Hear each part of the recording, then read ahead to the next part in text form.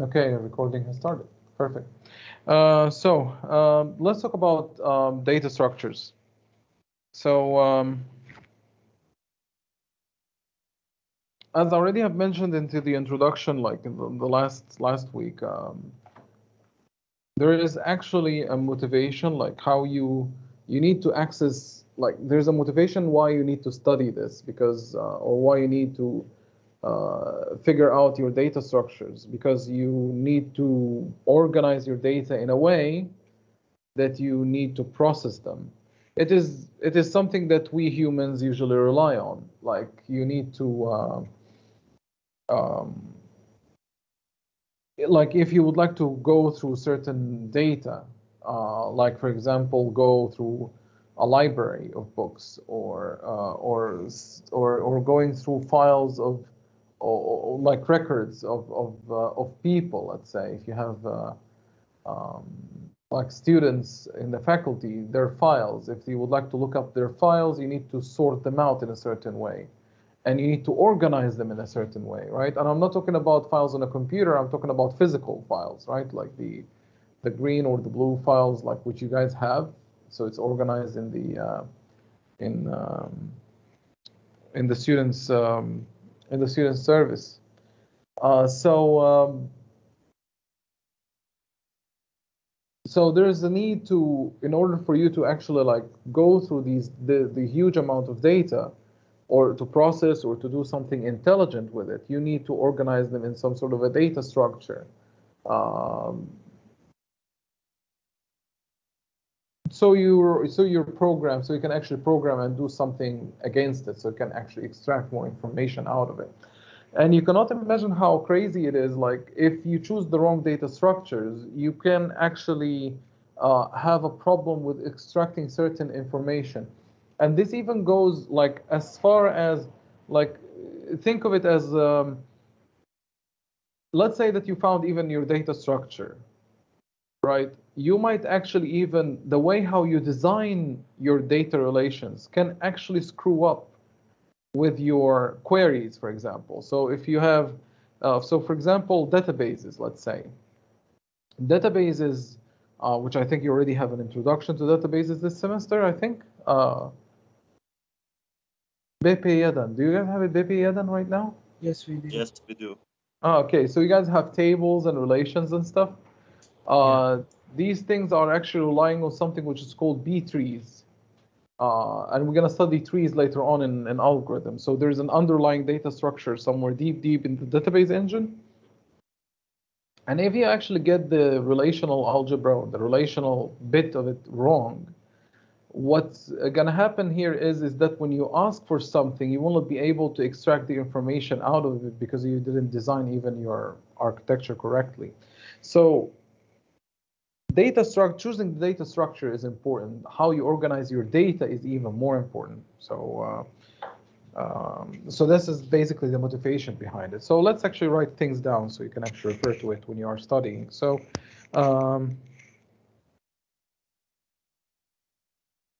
we need to organize data in memory.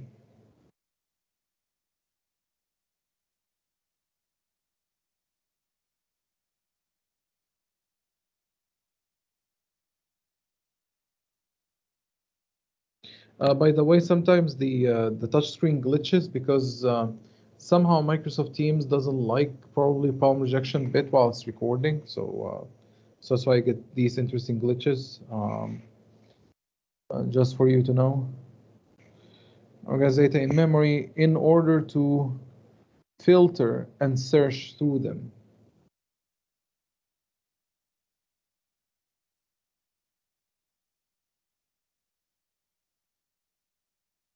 You see, here you go. And search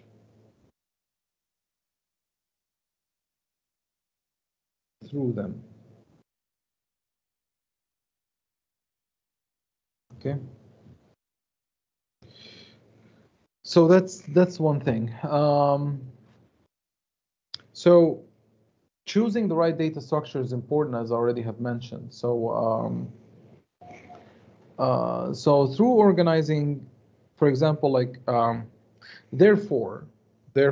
So let's say like this. Therefore, organizing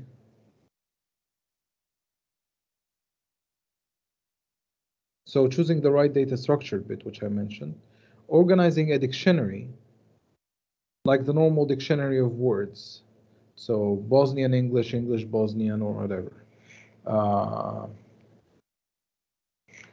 Organizing dictionary is completely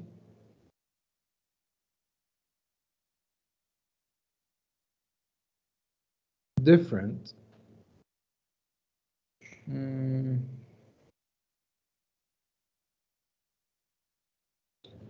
from organizing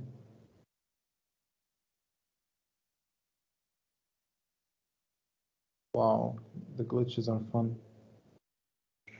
Organizing data for a map.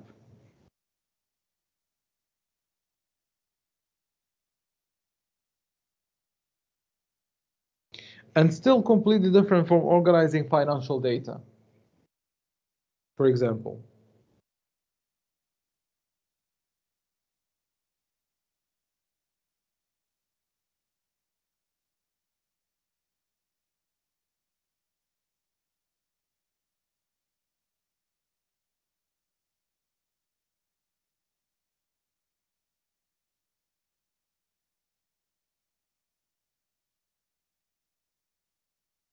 Okay, so that's that. Now,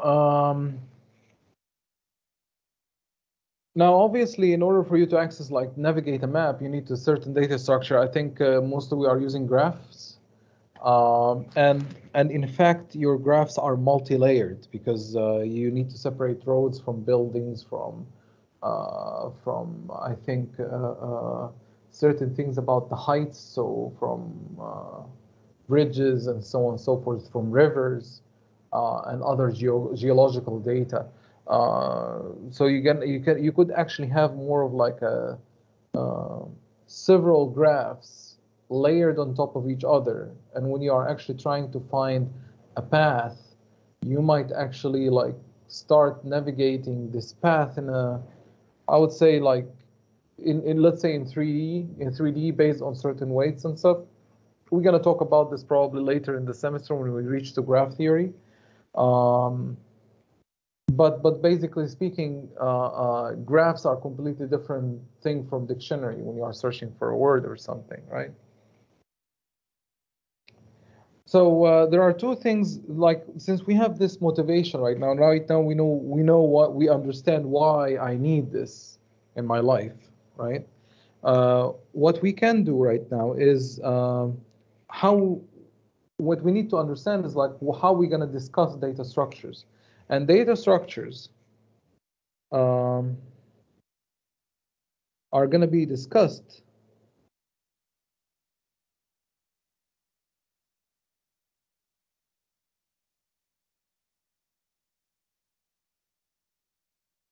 in two ways.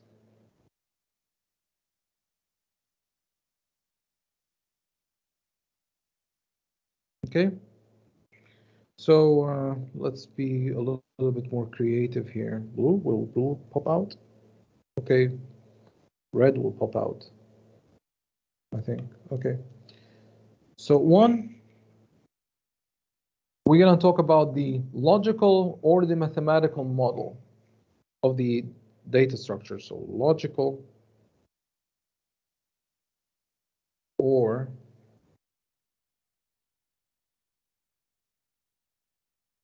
mathematical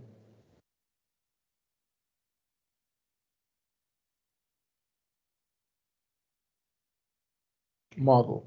This is what we usually refer to, i.e., abstract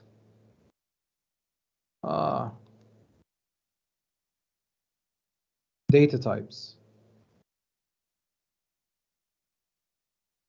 Okay, or in some cases, let me minimize this, or in some cases, we usually refer to it as ADT. Okay? So this is one way we're going to discuss this, and this is basically what it does is when we talk about this,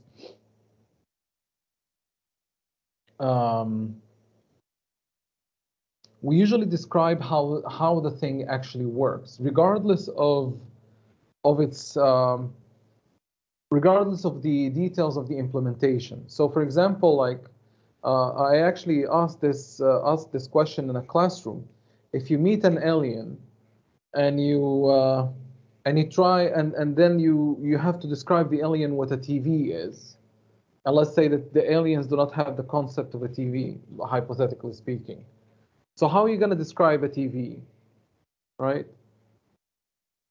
And the interesting bit here is when you're going to actually try to describe what a TV is, you're going to be actually trying to describe a functionality at the end, right? You're going to be like saying, okay, a TV is a device that sends pictures. Oh, sorry, receives pictures coming through the ether or coming through radio waves or whatever you would like to call it. And you can change the channels. And the TV job is just simply like project the image, convert that radio waves from these waves into some sort of a convert these signals to some sort of a audio visual like multimedia that you can actually consume or you can actually watch. Okay, so at the end of the day, if you actually look at this, you're going to say, okay, what a TV by definition is. You would say, okay, the TV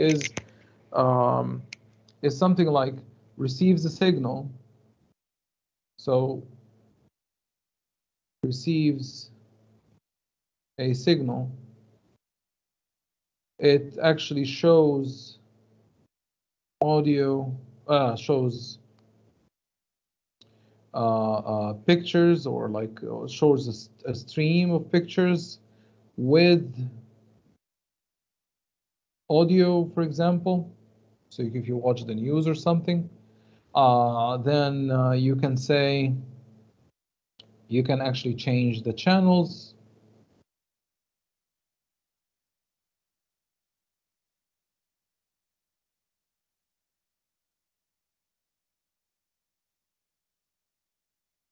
Yeah, my thing start to glitch again. So change the channels. What else? What else it can do other than changing the channels and watch some audio video stuff? Yeah, I think that's pretty much it. So it basically project images or project video on the screen. Now, by definition, this is what a TV is all about, right? And when you think about it, that means that your old TV at your grandparents right now, which was like something like a gigantic box with cathode ray tube stuff, right? And then this is by definition a TV, is the same as our right now nice paper thin wallpaper kind of your new, for example, like LED or LCD or whatever screen, right? So both of them are actually TVs because they are actually satisfying these conditions. So we can say that this definition is an ADT, the abstract data type, which says what a TV is about, how it functions, what is its job. And right now, how you implement it is right now, this is just a simple implementation detail, which is the second part of how we actually discuss data structures. So we discussed the logical and mathematical model, like the job of the what we expect from the certain data structure, and then we discuss how we are about to implement this, what are the implementation details that comes with this. So we're gonna say the second bit we're gonna have is implementation.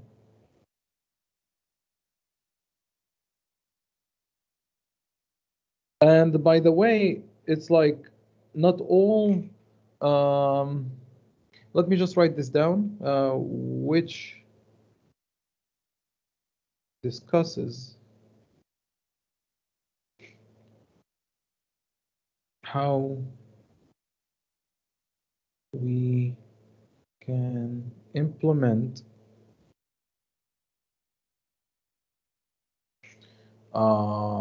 the abstract data type, the ADT,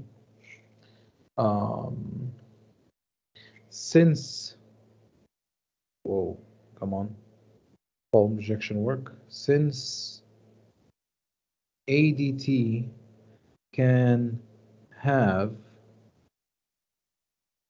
several or let's say different, I think I misspelled something here. I find different implementations.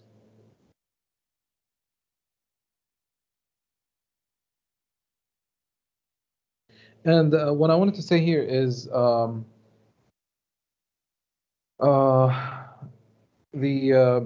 sometimes you would actually, like, for example, at least in game dev, for instance, like we sometimes make our own data structures that they have a certain properties that satisfies our needs. So we say, okay, I need a data structure that can do, for example, like randomization and give me, for example, a random element from a list rather than give me the next element in the list and so on and so forth. For example, there are no already existing implementation, let's say in C++ or in C#, and you have to write this on your own. So sometimes you're going to actually, like, I just gave a very simple example here, but what I wanted to say here is sometimes you're going to need to implement your own data structures for the kind of task that you actually have, and maybe even special collections or special kind of lists, if you will. Okay. There's one more bit I would like to add to the definition here. I will pick up the green color here. So ADT, in general, defines data and operations but not implementation.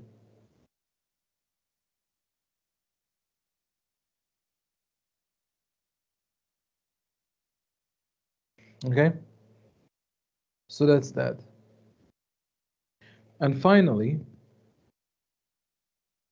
we are going to study, but this is somewhere in the middle of the semester, I think. We are going to study the costs of using each type. Or, hang on, let me write type first. Each type or algorithm. So that's that. Okay, so let me just draw a thick line here, like this. So this is, by the way, the cost. You have to know the cost of each type you are actually using or each algorithm you are using, because not everything is okay to use unless you really unless you have really something that's tiny that you are processing, and it doesn't matter what kind of algorithm you are using. Okay. Okay. Let's talk about lists right now as a data structure. What list is? So we're going to talk about it as an abstract data type. So I'm going to pick up this. I'm just going to call this list as abstract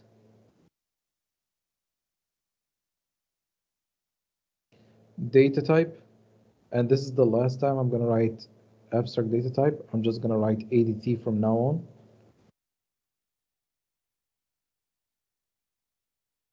Okay. So lists as abstract data types.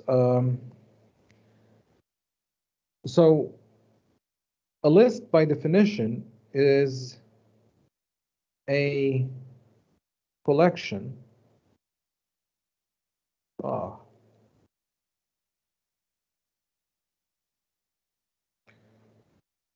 objects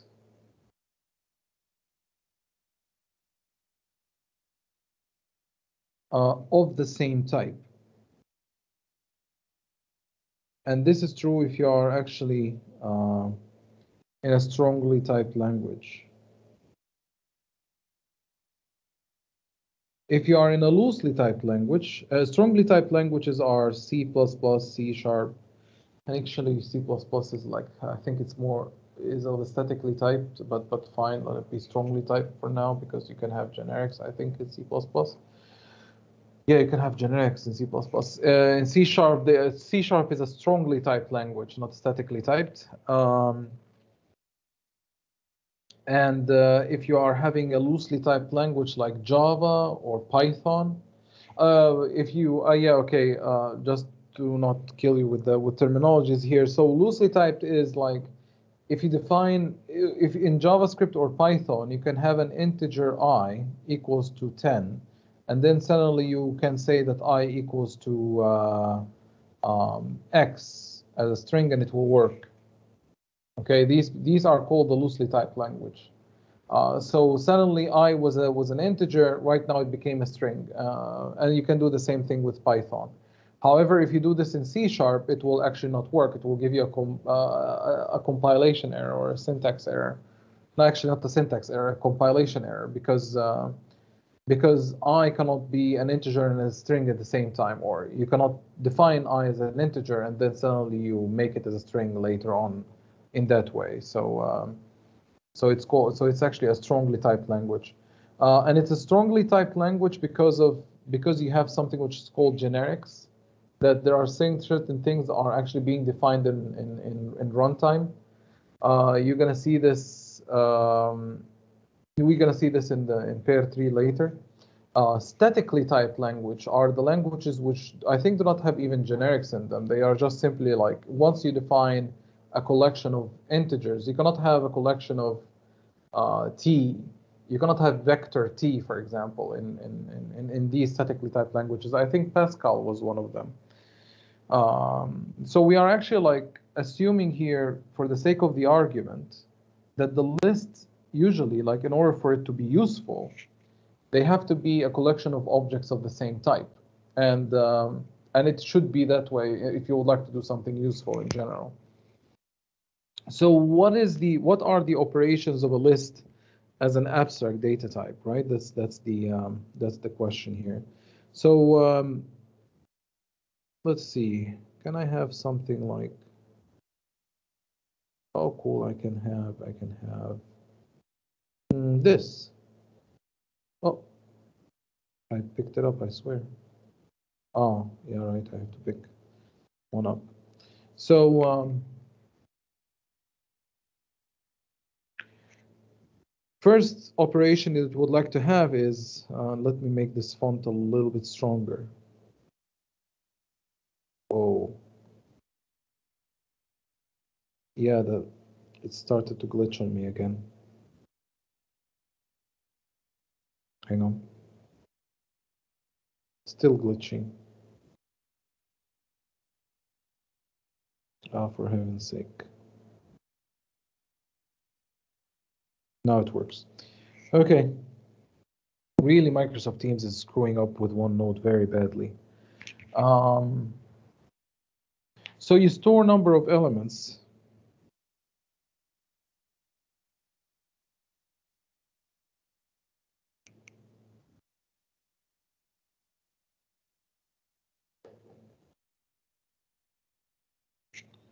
You store number of elements of a given data type.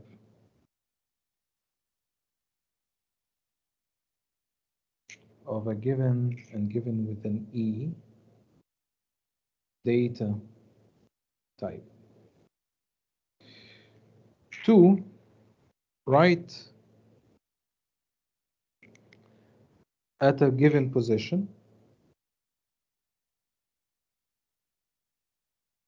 Oh, for heaven's sake, given position. And you actually not only write at a given position, but as well as, let it be like in the second one here. So modify at a given position. Okay. And read an element at a given position. Okay. So these are the operations which you would like to do in a list. Can somebody give me an example? What kind of a data structure this can be implemented into? Maybe an array. All right, that's actually a good point. So an array is in fact a good data structure for a list. There are also other implementations of arrays. We can actually implement implementation of a list. So we can do the same exact operation using a linked list as well.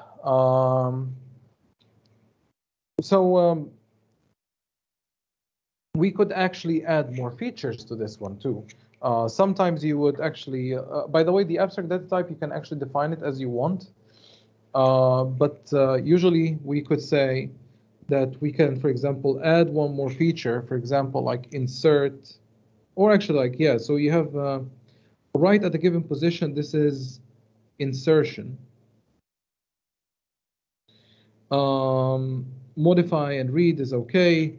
You can actually also add removing an element. Now, removing an element at a given position or just removing the first or last is up to you, but basically speaking, can have these operations. Right. So let's talk about, first of all, let's talk about the most familiar one, which you guys are probably familiar with, which our colleague here mentioned as an example, is the array implementation. So let's talk about that. So array implementation.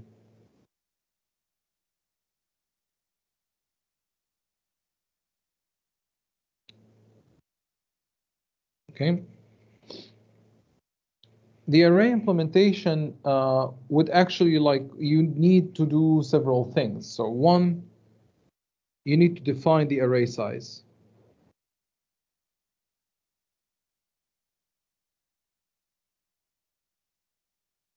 Hang on. You need to define the array size. You need to define sometimes, in some cases, you need to define where it ends. So define the end.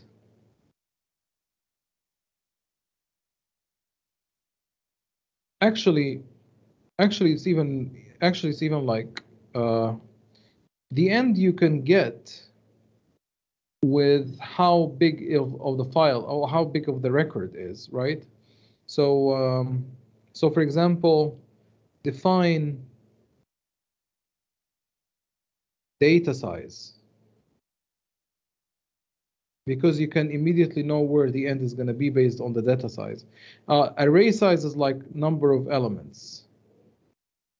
How many elements this array can have.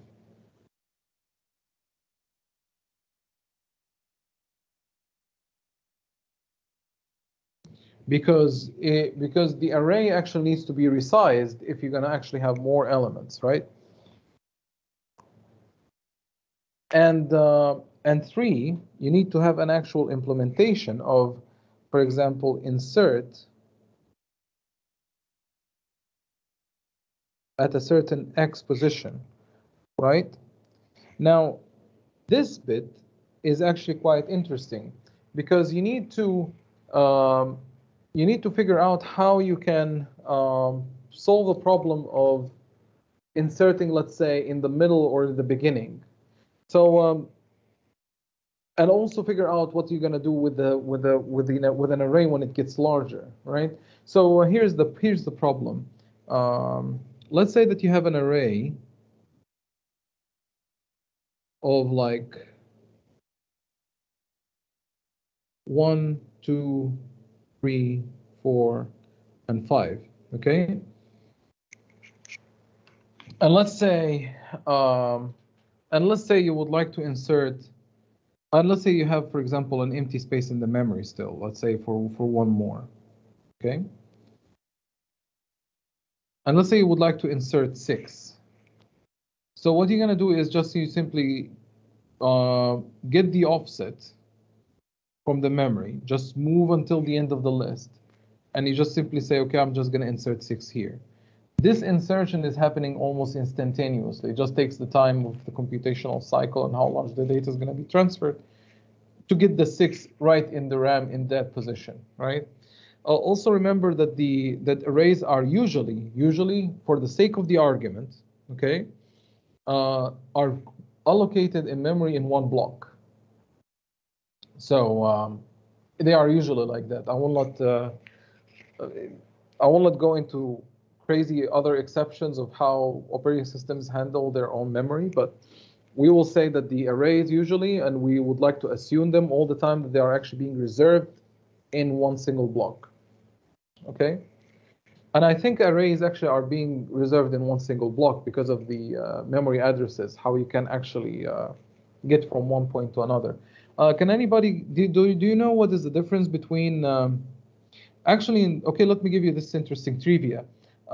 If you have an array, let's say, for example, int array A, for example, right? And you would like to say A of 0. Can somebody tell me what 0 represents? It's index. It's the first part of the array. I mean, it's the first block of the array. Yeah, true. But for example, there are actually other books and other programming languages where you can actually get this is the first element in the array. Yeah, if we define it like that, I suppose. Yeah, but actually there is, by the way, there is a reason for this. Actually, both of them are. I mean, what you are mentioning is not wrong. It's just simply like I wouldn't say that's super accurate. Can anybody give me some other wild guesses?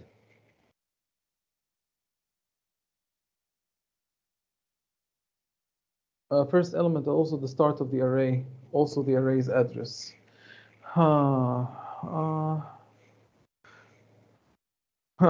Yeah, okay, I think your start of also the memory array's address. Actually, you see, here's the interesting part. I mean, Omar, you are like close, but so close yet so far. Okay, so basically speaking, this 0 is actually the offset in the memory. Okay, this 1 is actually the first element. And I'm talking about the programming languages that use this concept. Okay, there are some programming languages they are using 0-based arrays. There are other programming languages that use 1-based array. When you see a programming language that uses 1-based array, it's actually saying that this is the first element of the array. If you are using a programming language that has a 0-based array, it doesn't say 0 is not the first element. It just says 0 is practically speaking the offset in the memory to get the first element. So once you have array of 1, you are taking the data size of the array. So integer, let's say if you have an array of integers, let's say 1 is 4 bytes, it adds to it 1 more byte. Okay, it adds 1 more byte to move to the next element. Okay, so this is basically, this is meaning the offset, and this means like getting the element. So it's just a small trivia here. So yeah, now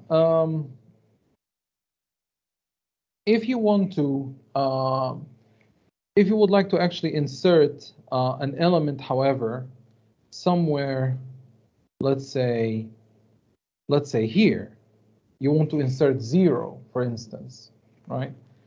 The problem here is that you need to actually shift all these numbers to the side in order for you to get the 0 here, right? Because there's nothing in here. So you need just to and you cannot actually insert 0 here because you would like to add it like at the beginning of the array. So adding at the beginning of the array will cause you to make a for loop to shift all these guys to the side, to shift them all to the right, for example, in order for you to insert that 0 in. If this is a 10,000 element array, I mean, with the six arrays are not a problem, but if you have 10,000 elements or 100,000 or more, right now you have a problem. For example, if I'm for example working with polygons, let's say, and I have a 3D model that has 500,000 vertices.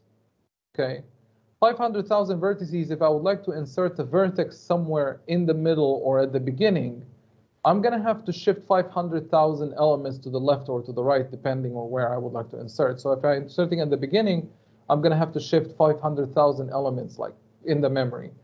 Or if I'm inserting in the middle, I'm going to have to, if it's 500,000, that means I'm going to have 250,000 shift to the right, right? So this is actually a very costly operation.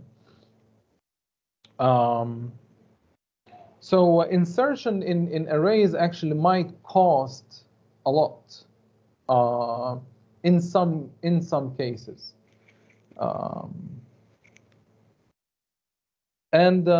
So this is the part of the insertion here. So I can actually add a small note here. So insertion might cause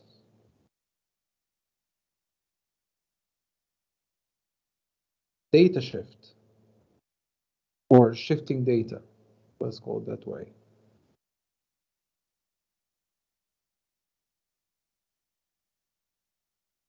Okay, that's one thing. B, you would like actually to, let's say that the array size have grown. Okay, let's say you would like to add, right now you have defined an array size of 7, so, or wait, 1, 2, 3, actually of 6, right? And you would like to insert 7, 8, and 9. Now you would like to insert those, and you don't have enough,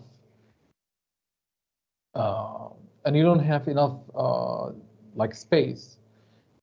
Because, for example, this is the end of the memory block, right? So this is the end, and then you have other data in the memory here, other data in the memory there, and then there is more data in this side, more space on this side. So what you're gonna do, which actually C# does for you, and other dynamic programming languages, not dynamic, but programming languages that have dynamic arrays, what it will do, actually, it will allocate for you another array. C# will allocate at least double the size at the beginning, and then it will grow in a different way, I think. So it will actually grow. For example, if you have 6-element array, C# will allocate for you 12 immediately. So it will say, okay, you have 1, 2, 3, 4, 5, 6, and then it will give you 7, 8, 9, 10, 11, 12. So it's going to be something like this, okay? And then you can insert your 7, 8, 9, okay? So this, and it will actually destroy this at the end, okay? And right now you're going to have an empty part of the memory here, but then you have another new memory allocated for a new array. So it will copy the elements to the new array. So, okay, so first step, allocate the double size of the array.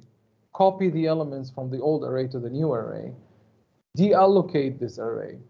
So this insertion bit, like adding more elements than the array can handle, can actually cause additional memory allocation for a certain space, right? So if exceeding, insertion can cause growth or reallocation of memory. So when exceeding memory size, array size,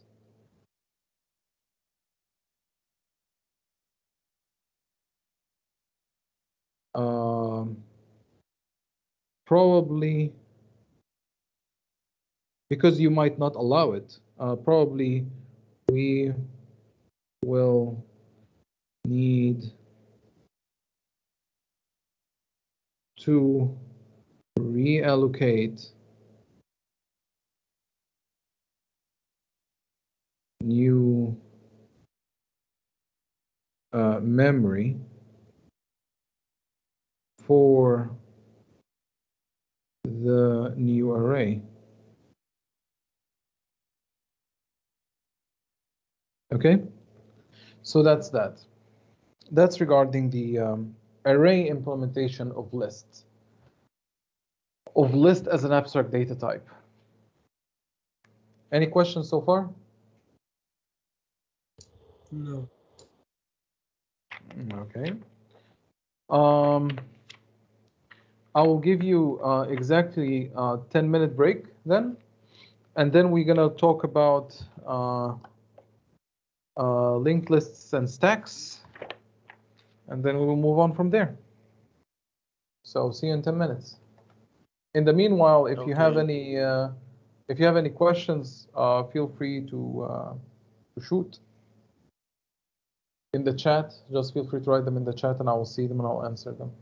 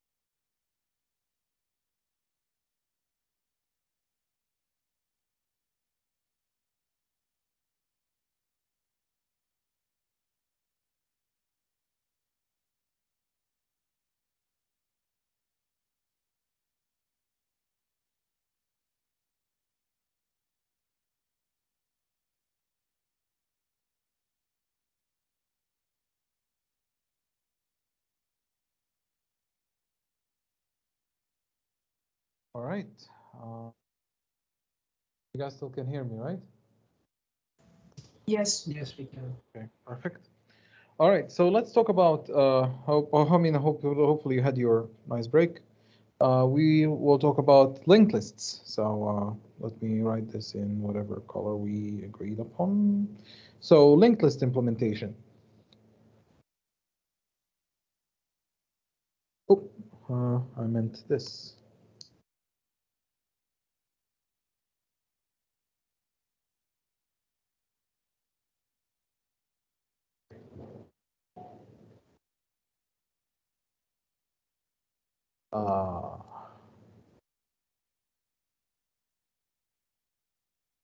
Okay, so what a linked list is, opposing or the opposite of how actually array works, is they are just simply a list of elements that are there are a list of elements where every element is pointing to the next one after it.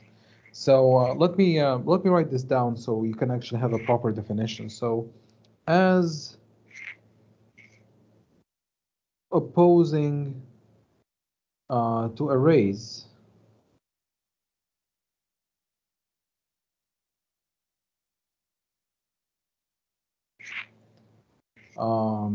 linked lists simply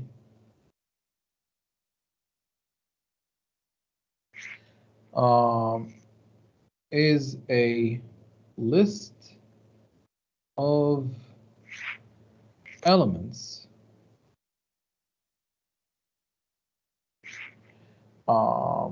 where each element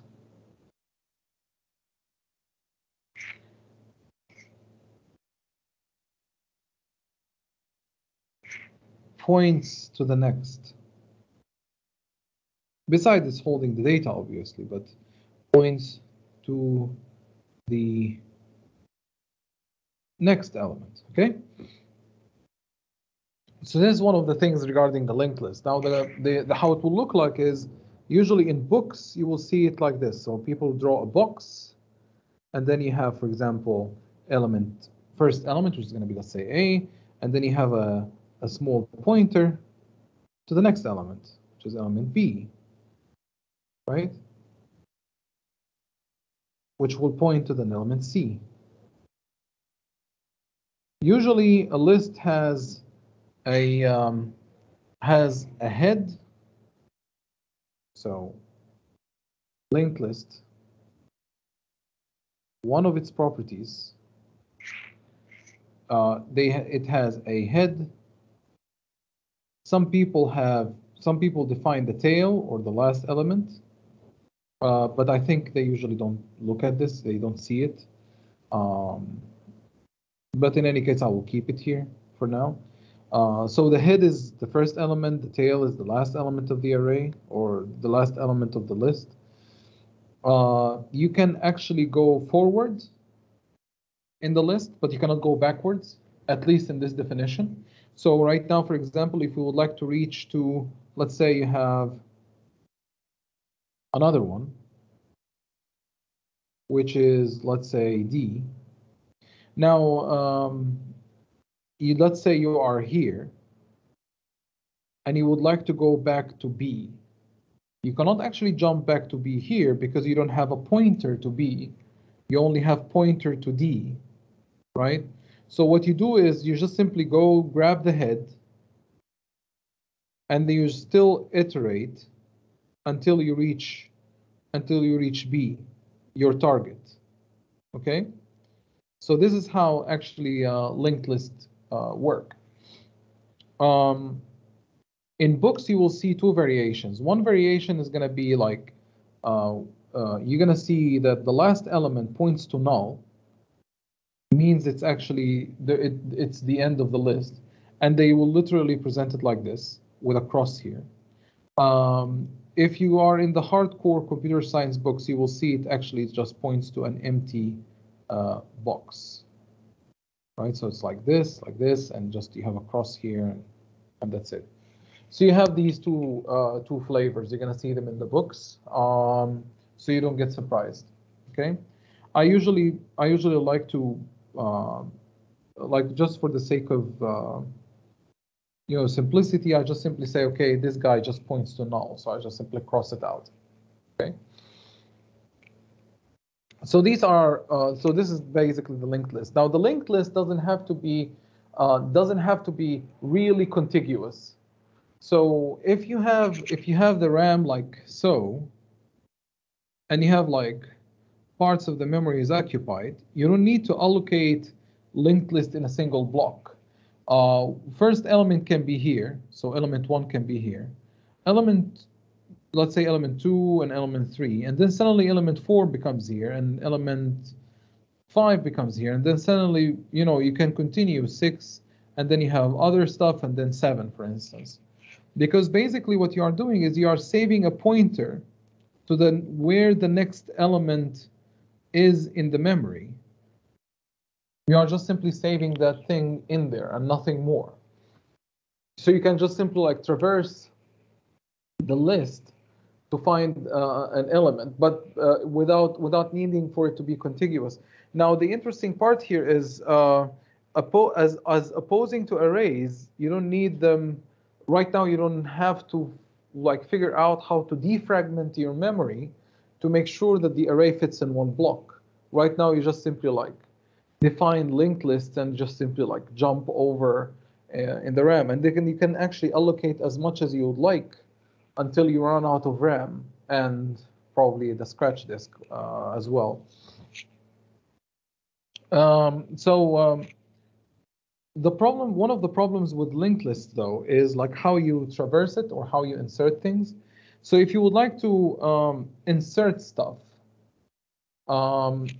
it's actually relatively easy. Let's say you would like to insert something here. So at the beginning of the list, you already have a pointer to the head. You always have the head, right? So if you know the beginning of the list, what you can do is just simply like say, okay, I will actually have A here. I can input Z.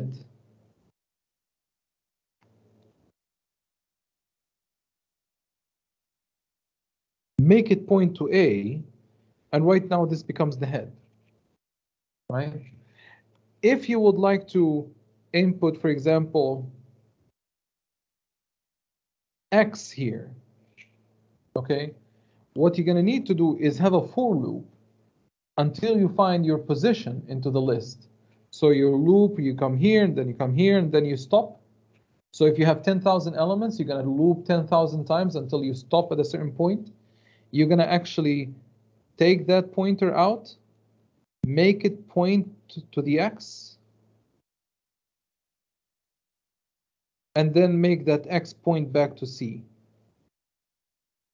Okay, so insertion is like, it can have a complexity O of n. Like you could actually like loop, if this happens to be in the 20,000th for this position, then you're gonna loop 20,000 times, or 19,999 times. Then you're gonna actually reach to this point where you're gonna, this point, where you're gonna just simply say, okay, I'm gonna insert my whatever Z here, and you just simply like kill that relation or kill that pointer that points to the D, make it point to Z, and then make Z point to D, right? So this is the part of the insertion of linked list. Inserting at the beginning of the linked list costs 0 almost, like it doesn't cost anything. However, inserting in the middle or the end requires you that you jump around in the memory until you reach to the proper location, so you can, or the proper element, so you make it point to something specific. If you have a pointer to the tail, it's actually easy. It's like you have already pointed to the tail. You know the last element of the array. So you can say inserting at the beginning or at the end is almost costing 0. Inserting in the middle, however, you need to really make sure that you like you need to loop over other elements in the array until you reach to your proper position. So this is basically what linked list or how linked list work. So let us actually see the comparison here. So arrays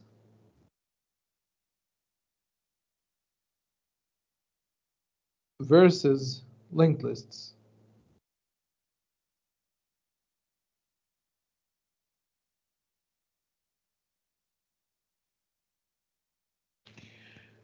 So in arrays, you have a constant access time because you are indexing stuff. So in array, if you have an array of 1 or 2 or 10, you're actually jumping by the offset of the memory. Like you are like with a CPU calculation where the stuff in the RAM doing these memory offsets and calculating them is done super fast already by the CPU, so you can actually almost access in a constant time. So constant time access. Okay. One of the problems with it, or one of the things, one of its properties, you have to have a fixed size memory usage.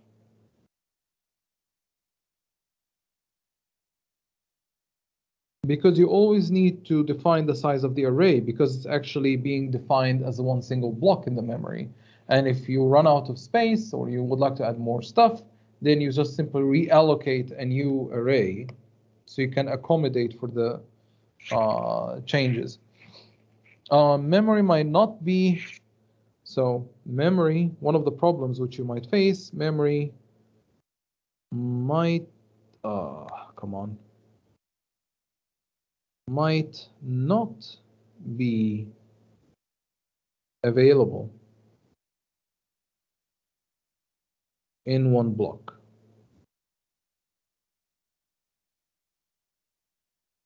So that's one. Probable, whoop,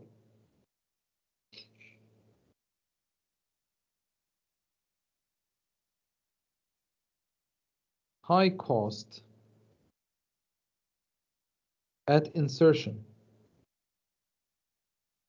Because if you insert an element at the beginning of the array or the middle of the array, you have to shift the array elements in the memory. So that's that. Linked lists, for example. Okay. Actually, it doesn't depend on the number of elements. So it doesn't need to have no need to specify, no need to specify number of elements. Okay, this is one. Next thing here, no wasted memory.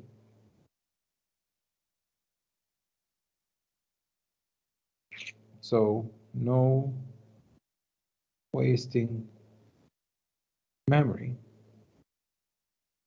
Because in arrays, I probably failed to mention this. If you are allocating, let's say, array of 10, and you are using only 5 of it, you're gonna be still reserving the memory for the other 5. So 1, 2, 3, 4, 5. This is still reserved. No other software can use it unless you free it on your own. So no other software can actually access this. So you have this wasted memory that is not being used, but it's just being allocated, and that's it.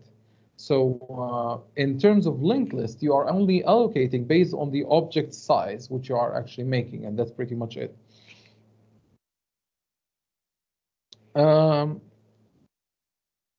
Probable, so maybe you can say probable, lower cost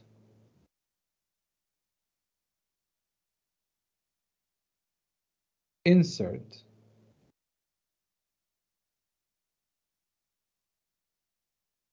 or insertion at the beginning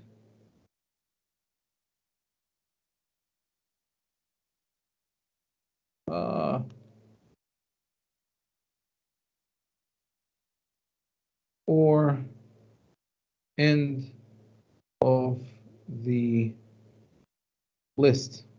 Okay, so that's that. One of the things which actually people have found out is that you can actually overcome the idea of not being able to go back.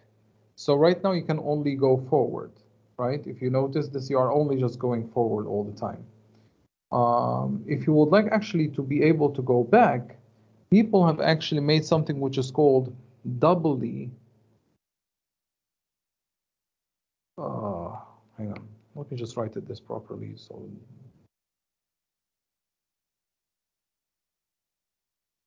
doubly linked list. Okay, and what a doubly linked list is, they usually like it uses, I mean, it uses extra memory, so it uses extra memory for the pointer pointing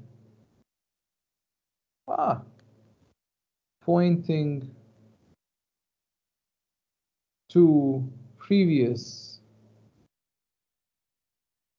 element. Okay, and usually doubly linked list looks like this. So you have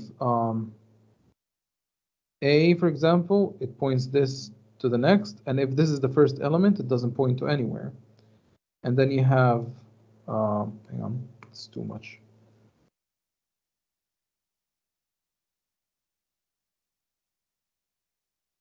And then you have this, B, and then it points to the next, which is going to be, let's say, C. So C points to the next, and C points backwards. Okay, so that's the thing. And then you have, for example, like, and this is maybe just simply pointing to null. So this is the end. This is the tail, and just simply points backward. So this is called doubly linked list. So what you can do is just simply like, if you stand right here, you can actually go forward or backwards, wherever you would like to go. And it's going to be actually costing you less. So you don't need to go from the head and then traverse again. You just simply consume a little bit more memory, just because you would like to have this additional pointer right here. Okay. Now linked lists are interesting data structures, and if you decide to use them, you have to use them for the pros which they offer, and avoid them for the cons which they have. The same thing goes for the arrays. So right now, since you know how actually things works, how things work, you can just simply like choose what is appropriate for you, what is the appropriate tool for your use case. Okay. Now, the last thing which I would like to discuss with you right now, before I actually move on with this, do you guys have any questions for me regarding linked lists or listing in general, regarding lists in general?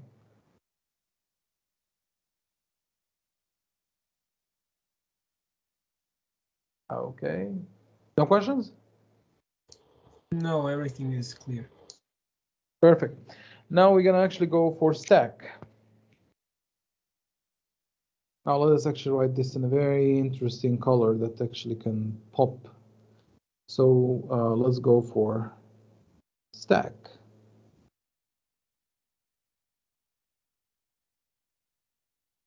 Okay. Now stack as an ADT. So it is an abstract data type. Now, and I'm going to actually even discuss an interesting application that can help you out have a feeling for it. Stacks are dynamic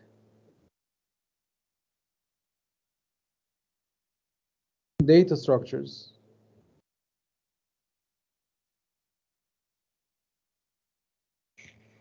where hang on.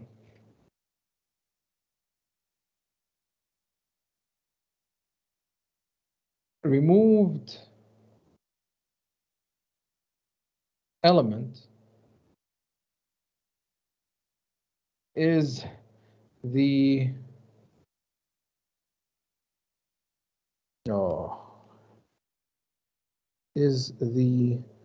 most recently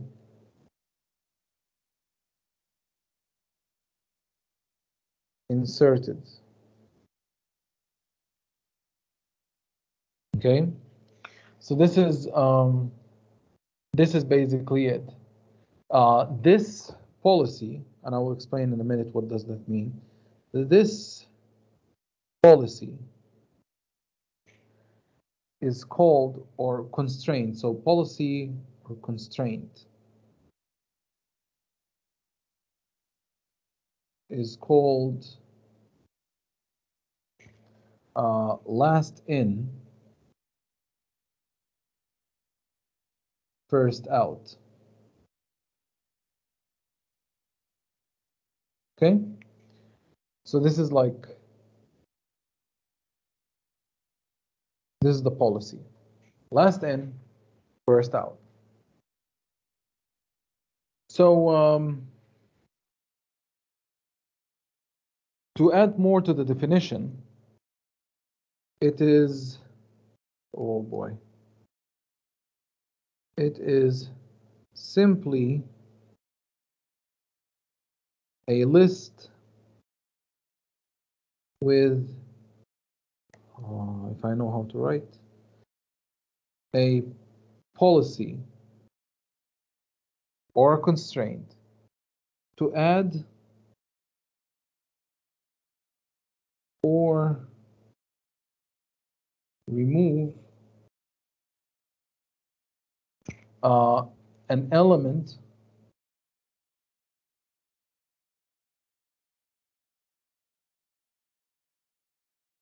from one end only. Okay, and this is very important because stacks, you can actually add or remove elements to them. Yeah, I mean, you can add from the end of the array or the beginning of the array, right? Or remove elements from the array from one end and add from the other end, which actually violates the definition. And this is why we have to define the abstract data type, what a stack is. So if you meet an alien that they don't understand, when you give them a stack and you say, here go implement a stack, they will ask you what is a stack, because they might have a different architecture than yours. Then you just simply say, okay, a stack is, like a collection where you can add elements into it or remove elements from it from one end. Okay, so stack as an ADT has the following functionalities. So has the following functions.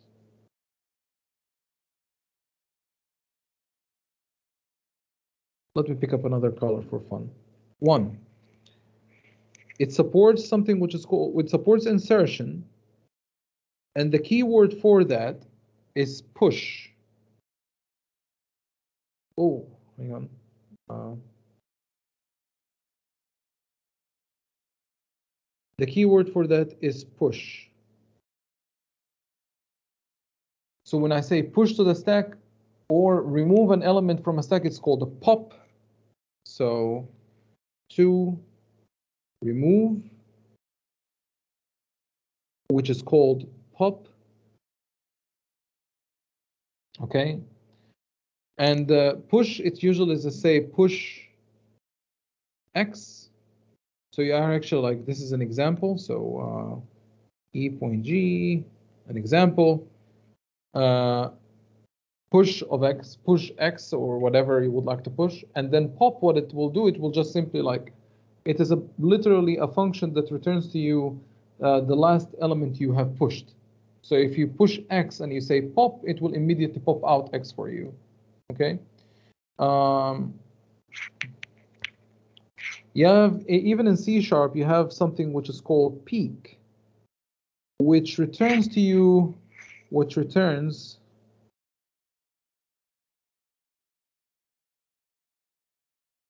element at the top of the stack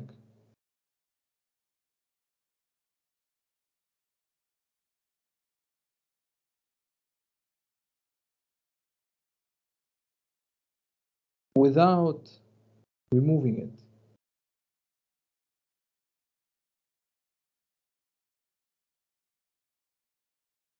Okay? And also, at the end, you have one more operation which it says check if empty. Just tell me if the stack is empty or not. These are like the basic operations which a stack needs.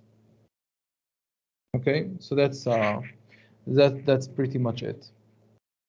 What are the applications of stack? Where I'm actually going to use this? Okay. By the way, the stack can have implementation, can have an array implementation, and can have a list implementation, or sorry, linked list implementation. Before I actually talk about the applications, hang on, I forgot to explain to you how it will look like.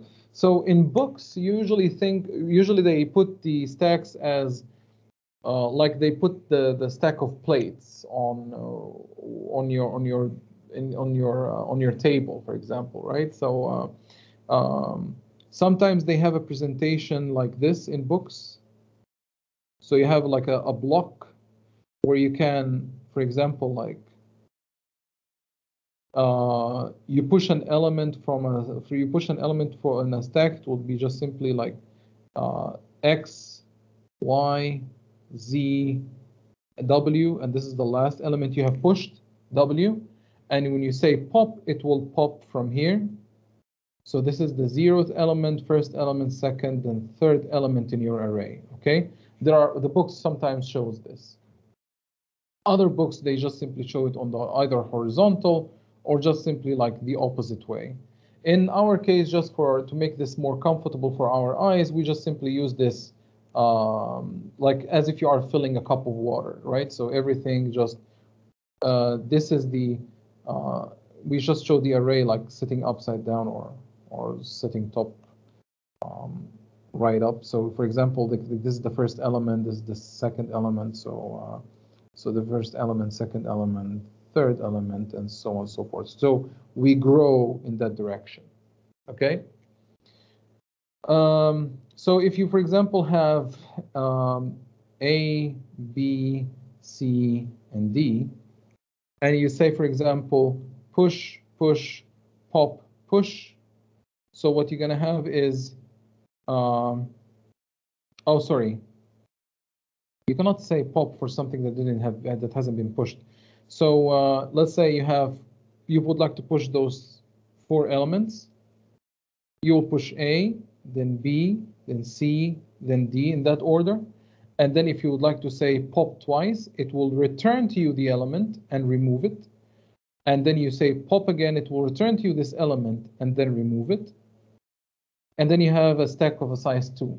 So at the end of the day, you're going to end up with a stack of A and B. Okay? So that's basically the stack. I think you have seen it in computer architecture. It's one of the basic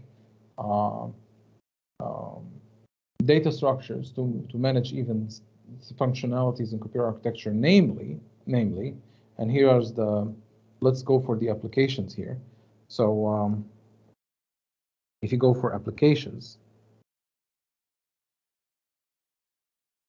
and we're going to discuss a direct example of this. Whenever you call a method or a function, this is including even C#, you actually allocate the function on a stack. So function calls and recursions You remember Stack Overflow? Because you actually called functions recursively until you filled the stack, and you cannot actually, like, the stack cannot hold any more calls, right? So you always push into the stack. So this is basically it. You use that in order to use stacks in order to manage function calls. You can use it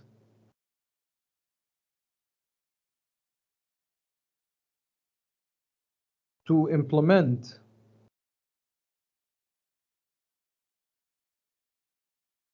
naive, I think it's written like this, undo, redo, right? So for example, you add an action, you do an action, and then you would like to hit Control Z, you just simply like pop the last action you did. Now, obviously, undo redo is having an interesting architecture to implement. I'm not necessarily saying it has to be a stack, but it actually utilizes, you can actually utilize a stack to simulate something like that. Okay. And then you have, for example, you can test for balanced.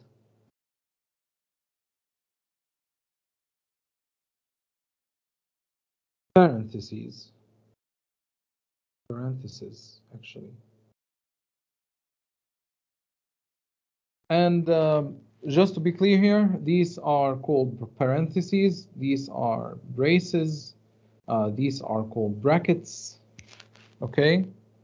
And if you are writing a program, if a compiler would like to say, to see if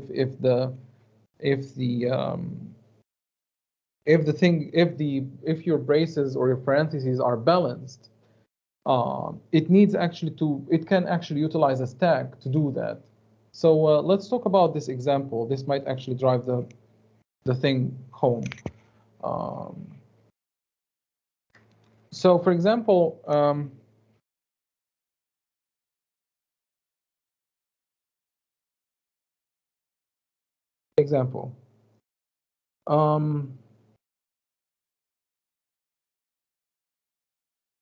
balanced parens, okay? I'll just simply make it shorter. Let's say that you have an expression and we would like to validate is it balanced or not.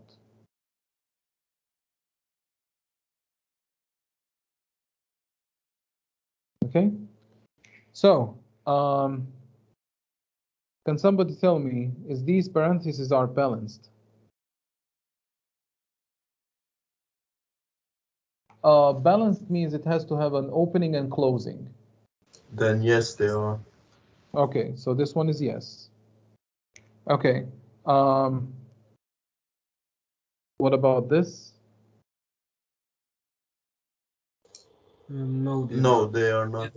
Yes, they are. Well, now yes. Now yes. Okay. You have a delay. Okay. Froze. Yeah. Okay, fine. So this is a yes. How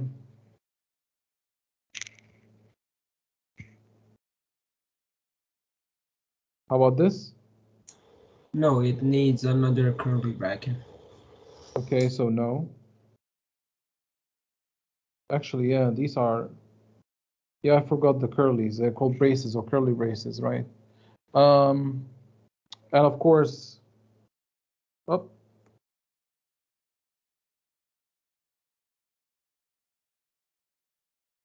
And this? Again, no. No. Okay. All right. So we get the idea, practically speaking. Okay. So one of the solutions that can come up in your mind is like, okay, how can we actually solve this problem? Can somebody actually give me a wild guess before I actually give you the solution? Well, if we push one bracket, let's say this, the curly bracket, we need to push it twice, and we need to pop it twice for it to be opened and closed at the same time. Okay, this is an idea. Is there any other ideas?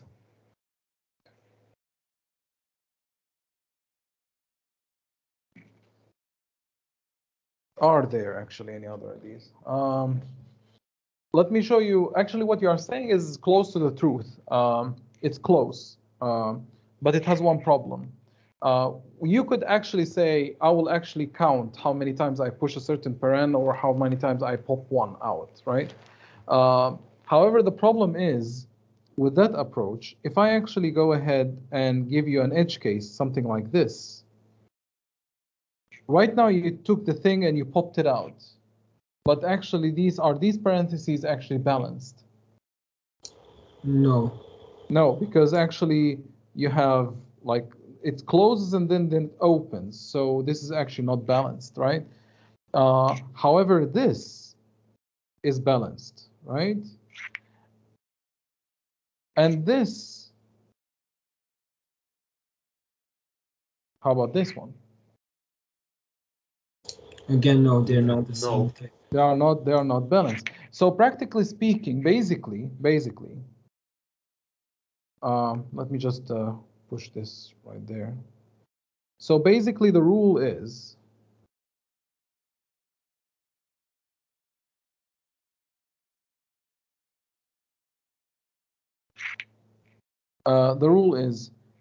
which we check for. So the rule is every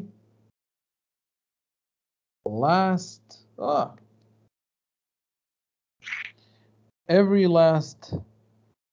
opened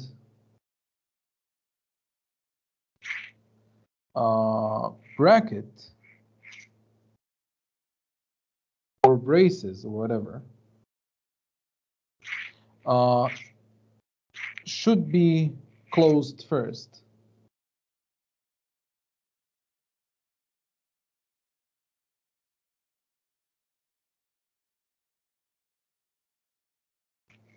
Okay. So, or rather, you can actually also, like, you can word it in another way. Last unclosed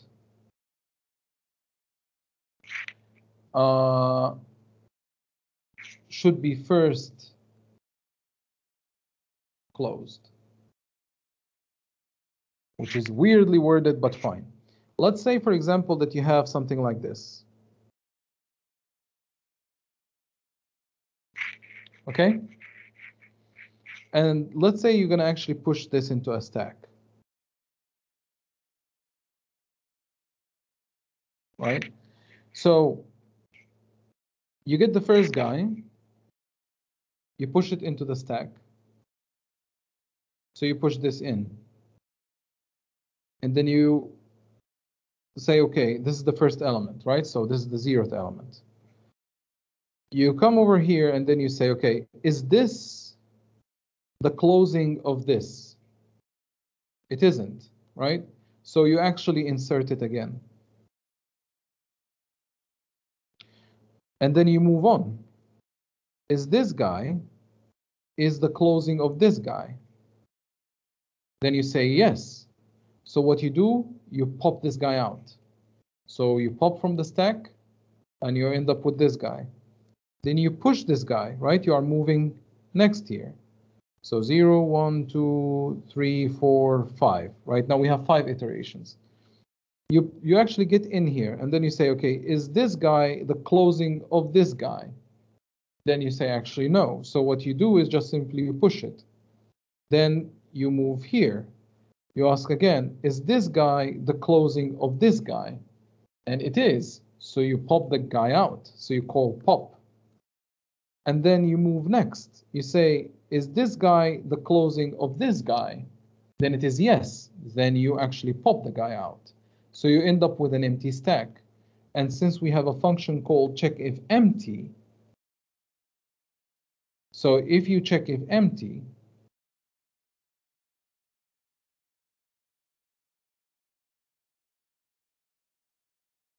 right? If yes, brackets or braces are balanced.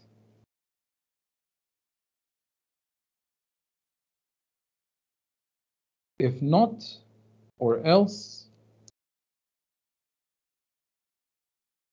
brackets are not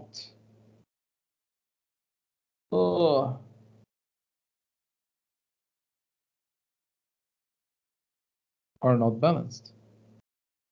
Okay, so this is a solution for how you can balance brackets. Actually, this right now, you can actually start writing your own math parsers. So if I give you a mathematical formula, you can actually right now check if the braces are correct. Using the same methodology, like using the same idea, besides other techniques, you can actually start writing in clear string. So 1 times 2, and open braces, 3 plus 4, and you close braces, and you close the bigger brackets, and then you can do the calculations, actually. It can be a fun exercise. First, learn with Adil how to implement a stack, because Adil will show you the implementation. And then you just simply like go ahead and implement this. You're going to be able to do this once you learn how to implement a stack. You just really need to think about it, okay? I think this is all what I wanted to cover. This video will be uploaded, and you're going to have this Blackboard in DLMS. We'll stop recording right now.